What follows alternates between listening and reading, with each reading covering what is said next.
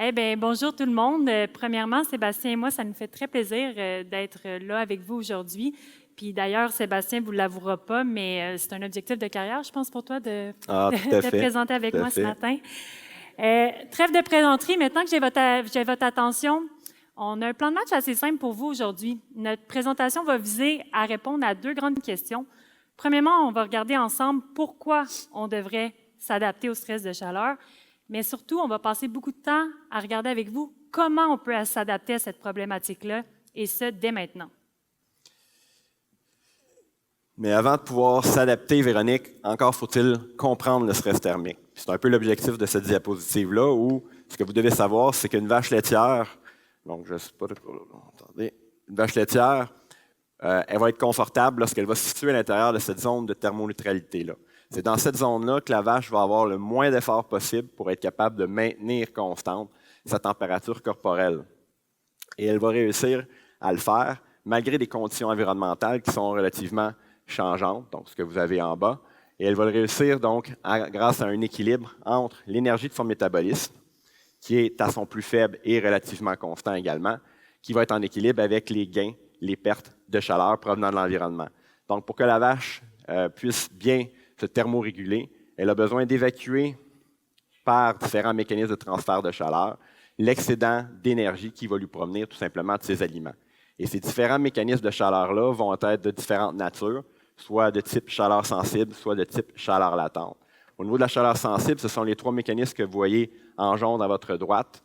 Donc, on parle surtout d'un échange de chaleur qui va se faire entre deux corps à des températures différentes. Donc, la chaleur va passer du corps le plus chaud au corps le plus froid. Et donc, ça peut se faire soit par conduction, donc on parle d'un contact direct entre la peau d'animal et une surface comme le plancher. Et ce transfert de chaleur-là par conduction va être dépendant de ce que vous avez au niveau de l'équation. Donc, le A qui est la surface de contact entre la peau d'animal et le plancher, par exemple. Et donc, plus cette surface de contact-là est élevée, plus il va y avoir de transfert thermique. Et également, en fonction de ce que vous avez en noir, le fameux delta T. Donc, plus la surface va être froide, plus le transfert par conduction va être élevé. Donc, si vous avez déjà rentré dans une porcherie, puis vous voyez tous les trucs collés sur le dos, sur des murets de béton, c'est qu'ils essaient justement de favoriser cette perte par conduction. Autre phénomène, celui par convection. Donc là, c'est plus un échange de chaleur qui va se faire entre l'animal et un fluide environnement, en l'occurrence l'air. Et donc, plus la vitesse de l'air va être élevée dans le bâtiment, plus le facteur H que vous avez dans l'équation ici, le coefficient de convection va être élevé, et donc plus la perte par convection va être grande. On voit aussi que le facteur A, donc la surface de contact, va être élevé. Donc, si vous voyez une vache qui est en stress thermique qui se lève durant la journée, c'est justement qu'elle essaie de maximiser la surface de contact avec l'air et donc d'augmenter ses pertes par convection. Autrement, vous avez la radiation. Donc, même s'il n'y a pas de contact entre les murs et la vache, comme sont en différentes températures, il y a un échange qui se fait par des ondes électromagnétiques. Généralement, ce transfert-là est relativement faible puisque le delta T est faible. Par contre, si on considère le soleil qui est à une température super élevée puis qu'on met ça à la carte, vous comprenez que le gain obtenu par radiation du soleil peut être assez important pour la vache. Donc, ça met vraiment la table au niveau de ces transferts de chaleur-là. Et au niveau de la chaleur latente, donc en bleu, donc on parle beaucoup de l'évaporation de l'eau dans l'air. Donc, ça implique un changement de phase. Donc, si on prend par exemple la vache qui transpire, donc la sueur qui se retrouve sur sa peau ou au niveau du pelage, donc va chercher à passer l'état gazeux en allant utiliser l'énergie de la vache pour la rafraîchir. Puis comme on regarde l'équation, donc dépend de mu et de E qui sont la perméabilité et l'épaisseur du pelage de la vache, mais surtout d'un delta PW pour pression de vapeur. Et cette pression de vapeur-là est reliée à l'humidité relative. Et donc, plus l'humidité relative est élevée, plus notre delta PW va être faible, et donc moins elle va pouvoir utiliser cette évaporation de l'eau comme mécanisme de transfert de chaleur. Donc, ça met vraiment la table pour ce qui s'en vient par la suite, parce que lorsqu'une vache tombe en stress thermique, le problème, c'est un peu pourquoi je les ai mis en blanc, c'est que ces mécanismes-là deviennent beaucoup moins efficaces, parce que ce qu'on a parlé au niveau du delta T ou du delta pression W deviennent relativement faibles, étant donné qu'on se ramasse dans des conditions environnementales qui sont plus difficiles, plus exécrables. Et donc, ces mécanismes-là deviennent beaucoup moins efficaces. On le voit particulièrement pour la chaleur sensible qui diminue plus la température augmente et que les conditions deviennent plus difficiles. Et par conséquent, c'est en moins en mesure de dissiper les chaleurs provenant de l'énergie du métabolisme, qui à ce moment-là est en augmentation, mais évidemment, on se retrouve avec une température corporelle qui va augmenter. Ça peut paraître anodin comme situation. Sébastien nous parle d'une augmentation de la température corporelle, mais ce qu'il faut comprendre, c'est que le stress thermique, c'est une situation qu'on va vouloir éviter, principalement parce que ça va déclencher chez vos animaux une série de réponses. Puis ces réponses-là vont servir à l'animal à tenter de retrouver un équilibre entre ses gains et ses pertes de chaleur, donc son état d'homéostasie. Malheureusement, aujourd'hui, je n'ai pas le temps avec vous de regarder chacune des réponses qu'on peut observer chez nos animaux. Par contre, ce que je veux que vous reteniez, c'est que peu importe le type de réponse, quand on les regarde globalement sur nos animaux, ça va placer nos animaux dans une fâcheuse position. C'est-à-dire que les réponses en lien au stress thermique vont faire en sorte qu'il va y avoir moins d'énergie disponible. Puis on est aussi dans une situation où nos animaux ont des besoins énergétiques plus élevés pour leur thermorégulation. Ce que ça va faire, ça, ultimement, c'est qu'il va y avoir moins d'énergie qui va être allouée aux fonctions qu'on va dire non vitales, dont nos performances de production et de reproduction. Pendant mon doctorat, moi, quand j'épluchais la littérature pour connaître les impacts du stress thermique sur nos animaux, je suis devenue tannée de seulement lire des études sur la Floride. Je me suis donc posé la question, c'est quoi les conséquences du stress thermique dans nos troupeaux laitiers à nous? Donc, pour ce faire, ce que j'ai fait, c'est que j'ai utilisé une grande banque de données qui contenait des résultats de contrôle laitier. Les résultats de contrôle laitier ont été divisés en différentes catégories. Donc, on a en bleu un contrôle laitier d'une vache qui n'a pas été exposée à une journée de stress de chaleur. En jaune, on a les résultats de contrôle laitier d'une vache qui a été exposée à une ou deux journées avec un stress de chaleur avant le contrôle. Et on continue la gradation comme ça jusqu'à atteindre la plus grande période d'exposition de 7 à 8 jours avec un stress thermique. Je vous démontre ici les résultats qu'on observe au niveau des matières grasses du lait. Ce que je veux que vous reteniez, ce qu'on peut voir du graphique, c'est que les matières grasses du lait sont quand même assez sensibles à la chaleur, c'est-à-dire qu'on a besoin de seulement une journée avec un stress de chaleur pour voir une chute de la matière grasse du lait dans nos troupeaux. C'est un peu le même phénomène, d'ailleurs, qu'on a observé au niveau des protéines. Récemment, il y a une équipe de Guelph qui, eux, ont chiffré les pertes économiques du stress thermique dans nos troupeaux laitiers au Québec. Ils sont arrivés à la conclusion qu'on avait des pertes environ de 56 $ par vache par année. Ça peut paraître pas beaucoup. Ce qu'il faut savoir, c'est que les calculs prennent seulement en considération la vache en lactation et prennent seulement en considération les pertes qu'on a au niveau de la production de nos animaux, alors que le stress de chaleur, le stress thermique, a beaucoup plus d'impact dans nos troupeaux laitiers. Il faut aussi prendre en considération qu'on est dans une période de changement climatique. Dans mon doctorat, moi, je me suis amusée à projeter les pertes qu'on pourrait avoir dans le futur. Et ce qu'on pouvait voir, c'est que les pertes pourraient atteindre jusqu'à 575 $ par vache si aucune stratégie d'adaptation ou de mitigation va être mise sur nos fermes. Depuis le début de la présentation, vous voyez beaucoup notre petit pictogramme de vaches en lactation. Mais une des particularités du stress thermique, c'est que cette problématique-là ne va pas seulement toucher la vache en lactation, ça va vraiment toucher à l'ensemble du troupeau, en passant même par le fœtus en croissance, le veau, la tare et la vache tarie également. Alors, Véronique, comment fait-on pour éviter ces conséquences-là? Puis je pense que c'est la question qui nous intéresse. On parle depuis quelque temps de nos conséquences dans nos troupeaux laitiers. Maintenant, on rentre dans le concret. Première chose dont je veux vous parler, c'est la gestion de votre alimentation. La gestion de votre alimentation peut être un allié en période de stress thermique puisqu'elle peut compenser certaines réponses qu'on va avoir chez nos animaux. Je pense notamment, vous pourriez observer en période de stress thermique que vos animaux vont diminuer leur consommation volontaire de matières sèches, tout ça dans un effort de venir diminuer la chaleur qu'ils vont produire. Donc, nous, notre rôle, et votre rôle plutôt, ça va être d'essayer d'aller pallier à cette diminution-là. On peut faire des choses quand même assez simples, entre guillemets, c'est toujours plus facile de dire que c'est simple quand ce n'est pas nous qui le faisons. Mais premièrement, on peut aller servir plusieurs repas. On veut s'assurer de la fraîcheur de nos aliments. On fait attention à l'humidité de notre ration aussi. On ne veut pas une ration trop sèche parce que nos animaux vont faire du tri, mais on ne veut pas une ration trop humide. On est peut-être porté à le faire, mais on ne veut pas que ça soit trop humide parce qu'on peut nuire alors à la digestibilité des aliments fermentés dans notre ration. On va faire attention aussi à certains minéraux qui peuvent avoir un impact sur notre consommation volontaire de matières sèches. Faites attention au soufre, surtout dans les rations qui sont riches en ensilage de maïs. On fait attention au potassium et au chlorure de sodium aussi. Finalement, ce qu'on va essayer de faire au niveau de la gestion pour compenser notre diminution de CVMS, c'est d'aller chercher une ration qui est peut-être un peu plus digestible, donc de mettre de l'avant nos fourrages qui sont plus jeunes. Par contre, c'est sûr que toutes ces modifications-là vont venir avec certains avertissements, entre autres de toujours faire attention au niveau de fibres NDF dans notre ration et de faire attention aussi de garder un minimum de 25 de fibres NDF qui va provenir des fourrages. Sinon, on risque tout simplement de créer d'autres problèmes. En parallèle à la diminution de CVMS, on va voir une augmentation des besoins énergétiques de nos animaux. À ce moment-là, ce qu'on pourrait essayer de faire, c'est d'augmenter la densité énergétique de nos rations. Comment le faire? Bien, on peut essayer de venir jouer sur notre ratio fourrage concentré. Je parle bien sûr ici plus aux producteurs conventionnels qui pourraient le faire de cette façon-là. Et on peut penser à augmenter le gras des rations. Encore une fois, c'est des bonnes idées. Par contre, ça vient avec certains bémols. On doit faire attention au risque d'acidose.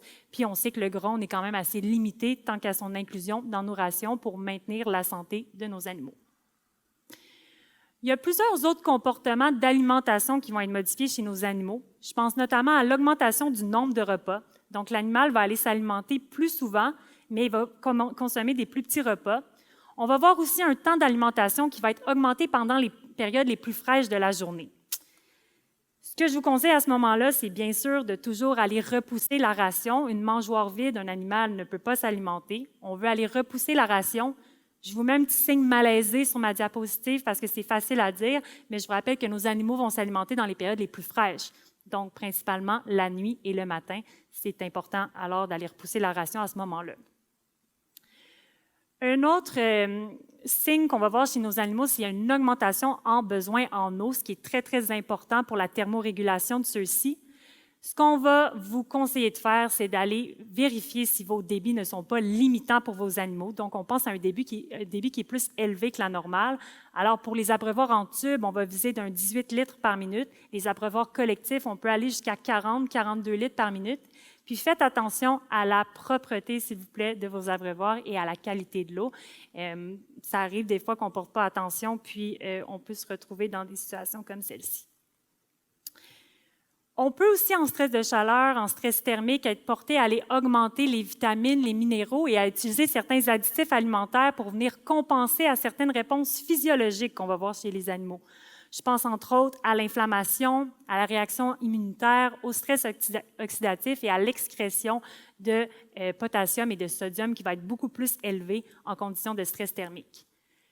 Je vous le mets à l'écran. Il y a plusieurs additifs alimentaires qui démontrent un bon potentiel pour augmenter nos performances pendant un stress de chaleur. Par contre, vous me connaissez maintenant, je fais toujours un petit avertissement. Il y a quand même un certain manque de recherche parmi quelques additifs alimentaires qui ont été conduits dans notre climat. Puis aussi, ce qu'il faut garder en tête, c'est qu'il n'y a aucun additif alimentaire qui va permettre de pallier à tous les effets néfastes du stress thermique à la fois. C'est pour ça que ce qu'on va recommander de faire, c'est de coupler la gestion de l'alimentation et les additifs alimentaires à d'autres options de refroidissement. Merci Véronique. Donc effectivement, là, on va parler davantage des techniques plus au niveau environnemental, ce qu'on est capable de faire. Et toutes ces techniques-là vont dépendre ou vont fonctionner selon deux modes. Donc soit qu'on va vouloir aller jouer sur les conditions environnementales, donc vraiment sur la température, l'humidité relative, ou on peut aussi vouloir aller jouer sur ce que je vous ai présenté tout à l'heure, donc nos modes, nos mécanismes de transfert de chaleur en voulant les maximiser. Donc, si vous regardez la petite vidéo, vous avez ces deux modes en action. Donc, si on prend la brumisation qui sert à rafraîchir l'air directement, donc on est vraiment dans le mode numéro 1, alors que si on prend les ventilateurs de circulation qui vont créer un courant d'air sur les vaches, donc vont vraiment être là dans le mode numéro 2 en essayant de maximiser la perte de chaleur par convection. Donc, on va voir toutes ces différentes techniques-là de façon très générale, en commençant par l'ombrage. Donc, évidemment, si vous avez des vaches qui sont au pâturage, bien, on va vouloir venir limiter la radiation solaire. Donc, ça peut se faire via différentes barrières naturelles ou différentes structures comme vous avez à l'écran. Et ces structures-là vont permettre justement d'améliorer les bienfaits au niveau de la vache et même de la productivité. Sinon, si on a des vaches qui sont à l'intérieur de l'étable, mais puis vous avez une ventilation naturelle, par exemple, donc on va vouloir limiter l'entrée des rayons du soleil. Donc, si vous avez une ventilation naturelle, bien, vous allez privilégier une orientation est-ouest pour limiter le soleil le matin et le soir. Sinon, si vous avez une plus vieille étable avec des fenêtres, des portes, bien, d'avoir différentes barrières naturelles ou artificielles, encore une fois, peuvent venir aider. Autre point, des fois qu'on oublie un peu, mais juste d'isoler le plafond. Si vous avez une nouvelle construction, d'ajouter des panneaux directement sous la toiture pour être capable justement de venir limiter le transfert thermique provenant du soleil. Vous allez être capable de diminuer, la température à l'intérieur, comme on le voit sur la figure, d'à peu près 5 degrés. Donc, c'est quand même non négligeable, qui reste une bonne pratique. Maintenant, si on passe aux stratégies de refroidissement à l'eau, l'une de ces techniques-là, c'est les panneaux d'évaporation. Comme vous le voyez un peu sur l'image, donc c'est un peu des panneaux des tapis humides faits un peu cartonnés, ondulés, dans lesquels on va venir les installer au niveau des entrées d'air en ventilation tunnel. Et donc, en passant au travers de ces panneaux-là sur lesquels va circuler de l'eau, ben, l'air va se rafraîchir parce que l'eau provenant du système donc, va prendre la chaleur de l'air pour être capable de passer à l'état gazeux. Donc, on va rafraîchir l'air d'à peu près jusqu'à 6 degrés Celsius. Par contre, comme on a une évaporation de l'eau, bien évidemment, on va aussi augmenter l'humidité relative, quand même non négligeable, jusqu'à à peu près 25 unités de pourcentage. Donc, il faut faire attention à ce moment-là au facteur humidex, puis Véronique va revenir un peu là-dessus. Donc, c'est des systèmes qui existent, qui n'ont pas nécessairement été beaucoup mis en application au Québec, étant donné les problèmes d'entretien que ça a avec nos hivers rigoureux. D'ailleurs, la photo vient des États-Unis, mais c'est une possibilité qui existe également, avec certains bienfaits au niveau animal. Sinon, on a aussi l'abrumisation qui est peut-être un peu plus connue, où là, on va utiliser des buses à vraiment avec de l'eau qui est à haute pression, donc pour venir projeter de très, très fines gouttelettes d'eau dans l'air qui vont s'évaporer avant même d'atteindre le sol. Donc, à ce moment-là, selon le même principe que les panneaux d'évaporation, l'eau prend la chaleur de l'air, l'air fraîchit et va s'évaporer et donc augmenter l'humidité relative de l'air. Donc, même si on a un effet très important sur la température, jusqu'à 9 degrés, on peut quand même augmenter l'humidité jusqu'à 50 % dans les études qu'on a évaluées dans cet article-là de 2017. Donc, ça peut devenir excessivement problématique. C'est un système, comme il est à haute pression, nécessite des équipements qui sont un peu plus spécialisés et également, ça vous prend une eau qui est quand même relativement propre pour éviter les obstructions de ces buses-là qui sont excessivement sensibles. Et donc, c'est un système qui va fonctionner par cycle. Plus il fait chaud, évidemment, plus le cycle va être rapproché. Avec un impact, encore une fois, quand même appréciable sur l'animal. Donc, on passe au deuxième mode de fonctionnement dont je vous ai présenté tout à l'heure avec le cousin de la labrimisation, l'aspersion. Donc là, au lieu de fonctionner à haute pression, on fonctionne à basse pression. Donc, au lieu de pulvériser de fines gouttelettes, on veut vraiment venir générer une pluie qui va mouiller le pelage de l'animal et produire un rafraîchissement grâce à la ventilation ou à la recirculation qui va venir assécher cette eau-là. Donc, l'eau, pour être capable de passer l'état gazeux, va utiliser cette fois l'énergie, la chaleur de l'animal pour le rafraîchir. Donc, c'est un système, encore une fois, qui fonctionne par cycle et qui va, par contre, requérir beaucoup moins d'entretien que ce qu'on avait pour l'abrumisation, avec un impact quand même sur l'environnement au niveau température, humidité relative, comme on utilise de l'eau, et des gains au niveau animal qui sont non négligeables, et même sur la production de lait qui a augmenté avec ce système-là. Petite mise en garde, encore une fois, pour suivre la façon de faire de Véronique. Donc, c'est des systèmes qui vont surtout être utilisés au niveau de l'aspersion à la mangeoire. Évidemment, on ne voudra pas venir mouiller la litière, puis ce qu'on va vouloir faire, c'est davantage mouiller le dos et ultimement les flancs pour maximiser le refroidissement. Donc, faites bien attention à ça si vous choisissez cette voie-là. Autre option, le refroidissement par conduction. Donc, je vous ai présenté ce mécanisme de transfert de chaleur tout à l'heure. Donc, comme on sait que les vaches passent environ la moitié de leur journée couchées, donc si on est en mesure de leur offrir une surface de couchage qui est peut-être plus fraîche, donc d'utiliser des litières qui se maintiennent un peu plus froid que les litières conventionnelles, ou même d'utiliser certains matelas d'eau, donc ça pourrait permettre à la vache d'évacuer davantage de chaleur par conduction en utilisant ces systèmes-là. Maintenant, on va passer davantage au mécanisme de la convection, donc en parlant de ventilation. Puis là, je ne suis pas là pour faire juger en fonction du système, peu importe si vous avez une ventilation naturelle, longitudinale, transversale. Tous ces systèmes-là, globalement, s'ils sont conçus pour opérer correctement, sont censés fournir des conditions adéquates pour vos animaux. Et à ce moment-là, en termes de conditions adéquates, ce qu'on va vouloir, c'est vraiment d'atteindre le niveau de changement d'air requis pour être capable justement d'avoir des conditions ambiantes qui sont satisfaisantes, donc pas très chaudes, pas très beaucoup d'humidité, pas de gaz, pas de bioaérosol. Donc, on veut vraiment entrer de l'air frais le plus uniformément possible dans le bâtiment. Et si on est en été, bien, ce qu'on va vouloir, c'est quelque chose jusqu'à 60 changements d'air à l'heure. Ce que ça veut dire, c'est qu'à chaque minute, vous devez avoir changé l'entièreté du volume de votre étable pour être capable de maintenir des conditions ambiantes qui sont assez fraîches. Si vous le voulez par vache, donc ça équivaut à peu près à 1500 pieds cubes minute ou CFM si vous êtes plus familier. Et étrangement, lorsqu'on fait différents projets avec différents collaborateurs, on se rend compte qu'en faisant les différents calculs, dans bien des cas, ces normes-là de base ne sont pas respectées. Donc, vous voyez, autant en hiver, on a certaines fermes qui sont très loin du minimum de 4 changements d'air à l'heure. Donc, on a probablement une accumulation d'humidité et de gaz à l'intérieur de ces étables-là.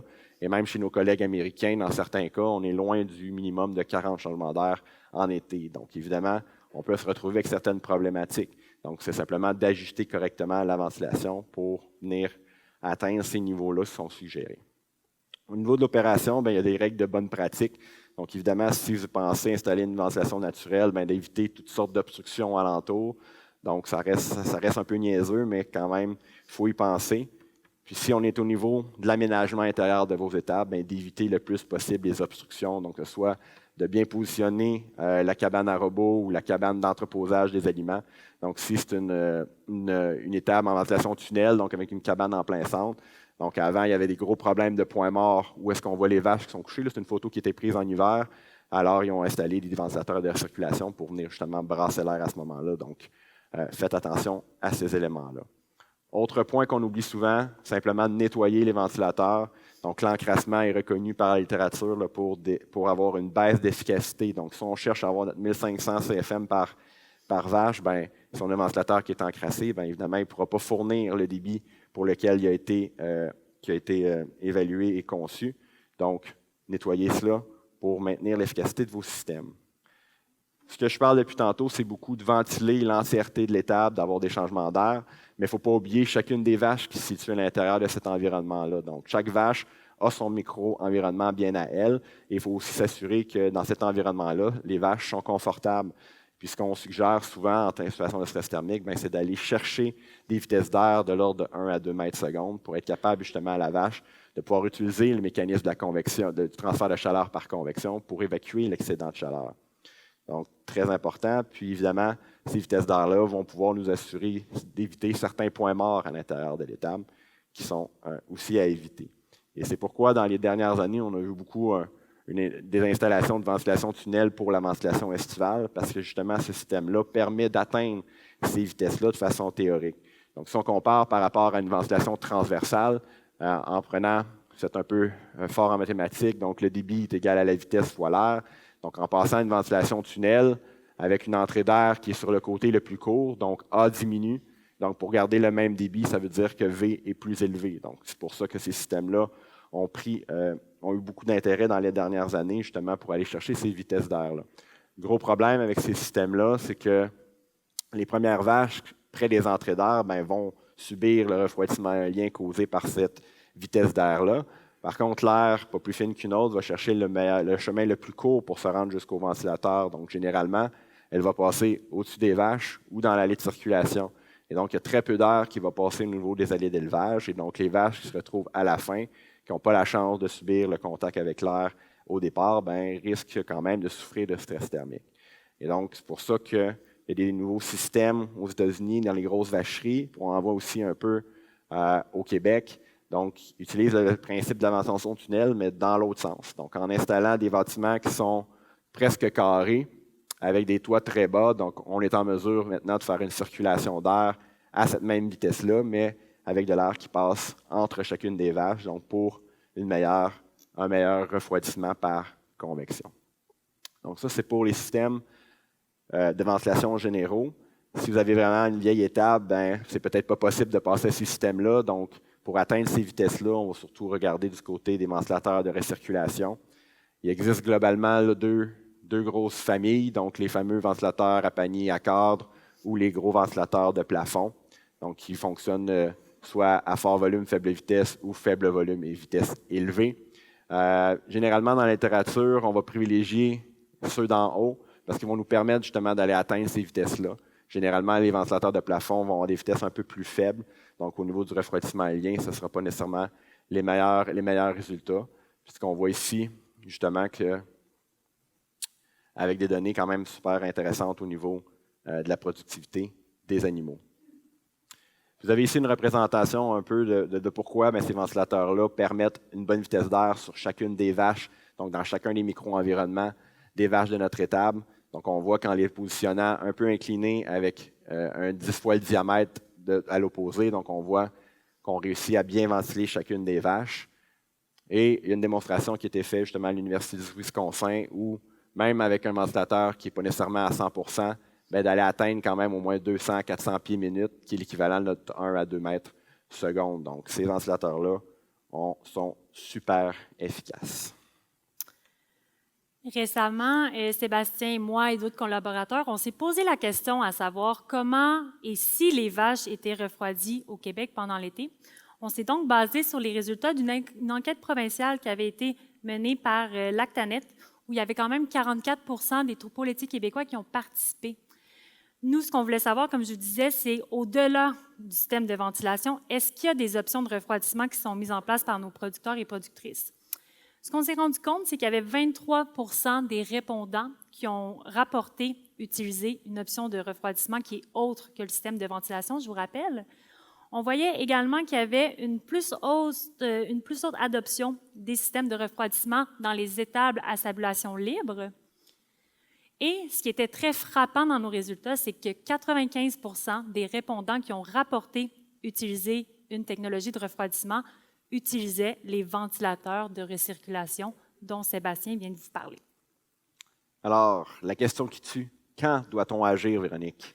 Oui, c'est pour savoir si on doit agir, déjà, il faut savoir si on a un problème. Donc, pour savoir si le stress thermique est un problème dans vos troupeaux, vous pouvez vous baser sur deux types d'indicateurs.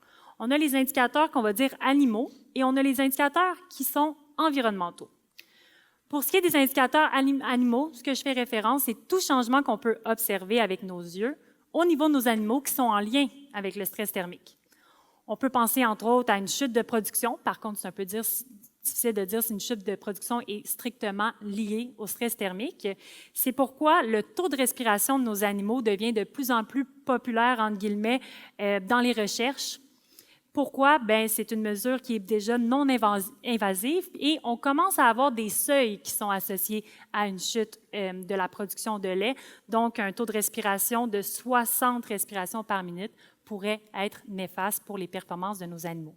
Je mets un bémol ici, encore une fois, puisque ces seuils-là ont été développés dans d'autres climats. Ça serait intéressant de venir les valider ici. Pour ce qui est des indicateurs environnementaux, on va plutôt faire référence aux conditions environnementales de vos étables. Donc, nous, quand on travaille en stress thermique, on va se fier à un indice qui n'a pas d'unité, qui s'appelle l'indice de température et humidité. Le nom n'est pas original, mais il dit bien ce que ça veut dire. Donc, l'indice, le THI, ce que ça fait, c'est que ça prend en considération les effets de la température et de l'humidité sur vos animaux, un peu comme le fait le facteur humidex quand on regarde chez l'humain. Maintenant, c'est bien de savoir qu'on a un THI, mais l'important, c'est de savoir à partir de quel THI on va avoir un stress thermique. De manière générale, peut-être que ça vous dit quelque chose, on va parler qu'un THI de 68 va être associé à une baisse de la quantité de lait produite par jour. Par contre, ce qu'il faut savoir, c'est que cette valeur-là a été développée dans d'autres climats. Quand on regarde ce qui a été fait plus près de chez nous au Canada, dans mes travaux et aussi dans l'équipe de Guelph dont je vous parle depuis tout à l'heure, ce qu'on peut voir, c'est que les composantes du lait sont beaucoup plus sensibles que la quantité de lait produite par jour et on peut commencer à avoir des diminutions à des THI qui vont de 65, 68 ou 58, donc beaucoup plus faibles que ce qu'on avait pour la quantité de lait produite. Puis ça, c'est pas surprenant parce que la tolérance à la chaleur de nos animaux vont varier selon plusieurs facteurs, entre autres le climat dans lequel nos animaux sont élevés, donc un animal qui est habitué à la chaleur va la tolérer plus facilement. On pense entre autres aussi à la race, à la génétique de nos animaux, même au type d'étable et à beaucoup d'autres facteurs que mon chronomètre me dit, dont je n'ai pas tellement de temps de vous parler. Ce que je veux que vous reteniez aussi, ce n'est pas tous vos groupes d'animaux qui ont la même tolérance à la chaleur. Donc, on ne peut pas offrir le même environnement thermique à tous nos animaux pour éviter toutes les conséquences qu'on va avoir au niveau de notre troupeau.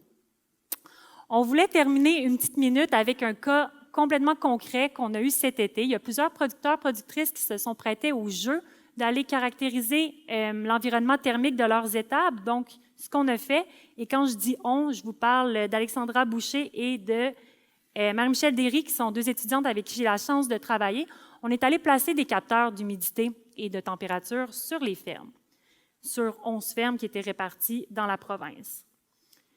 Je vous présente les données du mois d'août 2023 de une d'entre elles. Grossièrement, c'est une ferme du Bas-Saint-Laurent, stabulation libre, ventilation tunnel et qui n'a pas de stratégie de refroidissement, donc pas de ventilateur, par exemple, de recirculation. Je vous montre les résultats qu'on a obtenus pour 2 capteurs placés sur cette ferme-là qui caractérisaient l'environnement thermique des vaches en lactation. Pour vous rafraîchir la mémoire, je vous rappelle que pour ceux et celles qui ont pu prendre des vacances en août, je pense que ça ne touche pas beaucoup d'entre vous, mais je vous rappelle que le mois d'août a été catastrophique. Il a plu, il a fait froid. Puis c'est un peu ce qu'on peut voir au niveau des résultats de notre étable. Donc, ce qu'on voit, c'est que la température moyenne à l'étable était assez fraîche, de 18 degrés Celsius. Par contre, au niveau de l'humidité, on avait une humidité moyenne qui approchait 80 % et on a eu des pics d'humidité dans l'étable qui ont même presque atteint 91 %. Sébastien, je me demandais, toi, rapidement, est-ce que tu vois un problème avec ces données-là?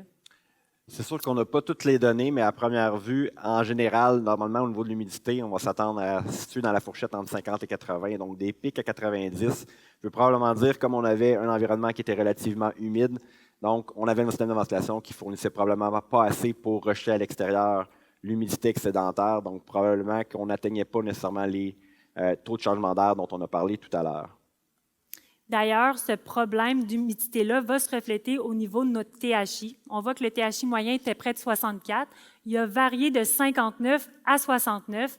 Petit rappel, notre barre, notre seuil de THI associé à une chute de la matière grasse du lait était à 58. Donc, on peut voir que malgré qu'on avait des températures très fraîches, bien, on avait des journées qui étaient problématiques pour nos animaux pendant tout le mois d'août. Alors, pour terminer, ce que je veux que vous reteniez de ma partie à moi, c'est que maintenir les performances de vos animaux pendant les journées chaudes et ou humides, c'est un défi de taille pour vous. On peut voir des conséquences du stress thermique sur tous les animaux de votre troupeau à toutes les étapes de vie. Puis, il faut garder en tête qu'on est dans un contexte de changement climatique. Donc, si on reste les bras croisés, les conséquences dans les troupeaux risquent d'augmenter.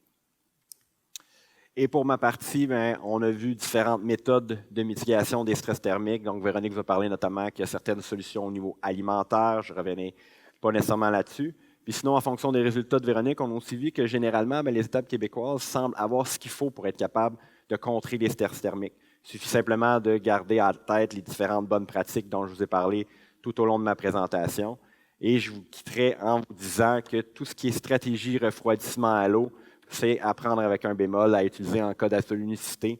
Comme on l'a vu, ça augmente l'humidité relative. Puis si on est dans une ferme, comme on avait tout à l'heure, qui est à 90 %, donc d'augmenter de 25 unités, ça peut devenir problématique. Et dans un contexte de changement climatique où l'utilisation de l'eau va devenir extrêmement contraignante, ça peut peut-être être un problème sur le long terme. Merci. Merci beaucoup.